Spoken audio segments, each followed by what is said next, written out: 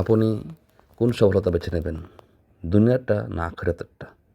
আপনি জানেন কি প্রকৃত সফলতা মানে শুধু টাকা, ক্ষমতা অথবা মানুষের প্রশংসা নয়।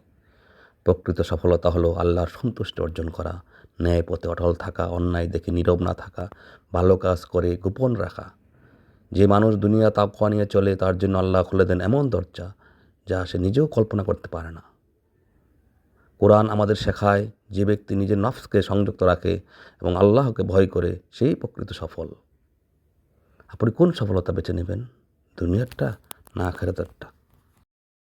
بسم الله الرحمن الرحيم الشهر الحرام بالشهر الحرام والحرمات قصاص فمن اعتدى عليكم فاعتدوا عليه بمثل ما اعتدى عليكم واتقوا الله واعلموا أن الله مع المتقين। সম্মানিত মাস হচ্ছে সম্মানিত মাসের বিনিময়ে এবং পবিত্রতা রক্ষার দায়িত্ব সবার জন্য সমান। কাজে যে কেউ তোমাদের প্রতি কঠোর আচরণ করে তবে তোমরাও তাদের প্রতি কঠোর আচরণ করো, যেমনি কঠোরতা সে তোমাদের প্রতি করেছে।